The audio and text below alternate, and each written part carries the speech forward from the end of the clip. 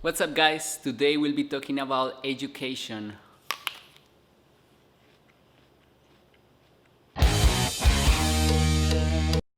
Today I will be exploring how school looks in different parts of the world so we can get an insight of what it's like to be a kid in other countries. I'm going to be looking at 3 countries in particular. I'm going to look at South Korea because lately I have been very obsessed with Korean dramas. I'm gonna look at France because French culture is really close to my heart as I was a former high school French teacher. And of course, I will look at my country, Colombia. Let's get started. Let's get started with South Korea. What is really interesting about Korea is their obsession with education. It's a phenomenon that is called study fever. Korean students almost don't have a life. They wake up every day at 5 in the morning and go to school until 4 p.m. But then when they get home, they have some mandatory yaja or at-home self-study. Some of them, instead of studying at home, go to these tutoring centers called Hagwons. In the Hagwons, they get cram sessions and personalized preparations for exams. There is a saying in Korea, if you want to go to a top university in the country, you need to sleep maximum 3 hours during your high school year. The obsession of Korea with studying has gotten so bad that the government has created 10 p.m. curfews from libraries and Hagwons to allow students to get more sleep and be healthier. However, there are many Hagwons that have gone underground, breaking this rule, and they keep going even past midnight. A lot of this cramming happens in preparation for the college scholastic test, which is a college admission test that students are required to take during high school. This test is very important because it can define who you will be in life, your marriage prospects, who your friends will be. It's a really important test. And actually, this tradition of really difficult tests is really ingrained in Korean culture. In fact, back in the day, Koreans were required to take tests in order to access nobility. The only way you could become a part of the nobility was by taking a test. In my personal opinion, I think that being a student in South Korea would really suck because that's all you are. You may be able to memorize amazing amounts of information and really push the limits of who you are, but at what cost? Now, I say all this as a Colombian and as a new American, but maybe school is not supposed to be fun and balanced. Maybe in order to achieve your full potential, you need to make some sacrifices like the Koreans are making. I mean, look at how South Korea is handling COVID-19 as opposed to the United States or Latin America. Anyways, when I told my mom about this situation in Korea, she said, I should have been that thought with you. Good thing I escaped it. Maybe I would be a doctor and not a YouTuber. Now let's move to France. France has some similarities with Korea in the sense that they don't believe school should be fun.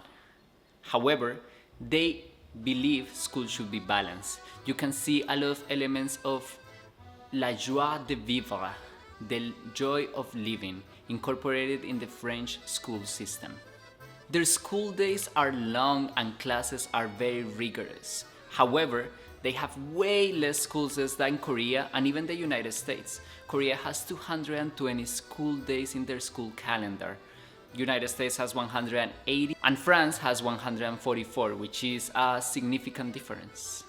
Traditionally, on Wednesdays, kids go to school only in the morning and they have the afternoon off.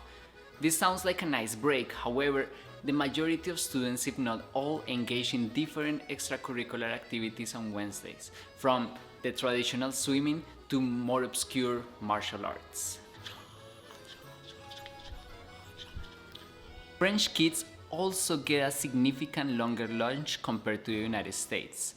They often get a 1-hour lunch, and they either go home to have lunch or they have an actually quite delicious lunch in their schools. This is how a French food tray looks like. Yes. In my experience as a teacher in the United States, I think this is way more reasonable. Here in the US, kids have 25 minutes to line up, get their food, eat, throw it away, and go back to the classroom. That's simply not enough. A lot of kids just end up throwing all of their food away. It's pretty sad. And don't even get me started on the quality of the food. Don't let me go there. As I mentioned before, French kids only go to school for 144 days. That means that they have longer vacation days. This, combined with the 5-week vacation that a lot of French adults get, often has created overcrowding in some of the touristy areas. So to fight this, the French government has divided school districts into different areas that have vacations at different times of the year, so as to not overcrowd the touristy destinations and actually keep it open for way longer. This all sounds like a perfect balance between toughness, rigor, and free time to have the ability to develop yourself beyond school. However, there is a big catch: le bac. Similar to Koreans, French high school students have to take a college admission test that is by many considered one of the most difficult tests in the world. One of the most famous parts of the test is the philosophy part, which asks students to ask questions that are similar to the ones I'm gonna read to you. Is man condemned to create illusions about himself? Can natural desires exist? What does one gain from working? Is every belief contrary to reasons? Are we prisoners of the past? Are these questions really necessary to get into college? To be honest with you, I feel personally compelled to answer these questions. I am just like a philosophy nerd and I love these things. So yeah, maybe my next video will be, are we prisoners of the past? Who wants to watch it?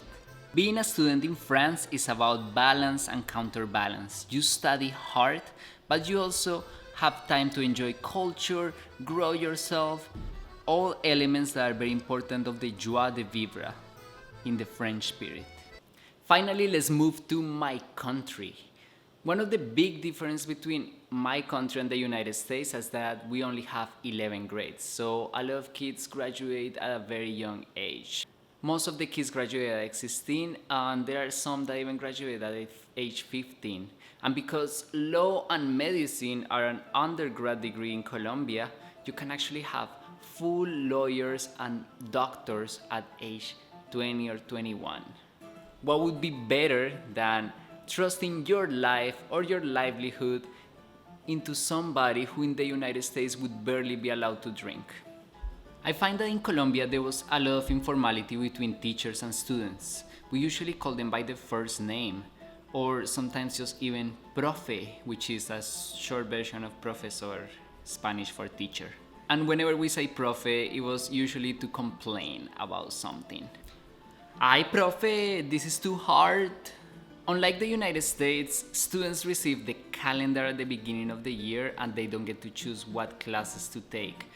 Students wear uniforms, and I can tell you that there is not a clear separation of state and church even in public schools. We were required to take a religion class and it was just Catholicism and Catholicism and Catholicism. Correct me if these things have changed since the time I went to school.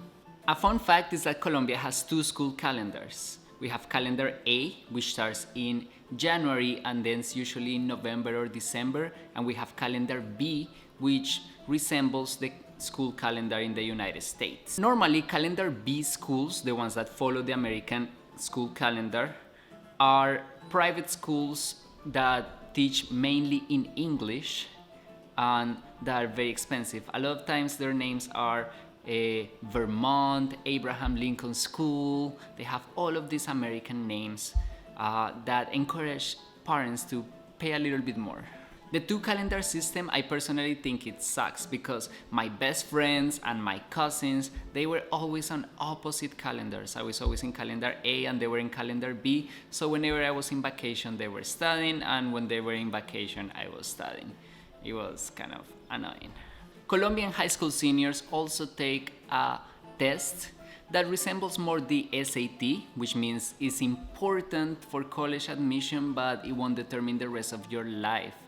If you flunk the ICFES, there are always other options that you can do to get into college, and you can get into some public colleges by taking tests given by the college themselves. I would say overall, Colombian students have a great balance of life and school. These of course have variations where you go to private or public school, where you go to an English medium school or to a Spanish medium school. So we have several extremes of what it's like to be a student. We have the education center and obsessed South Korea, the more balanced France, and the more loose and lax Colombia.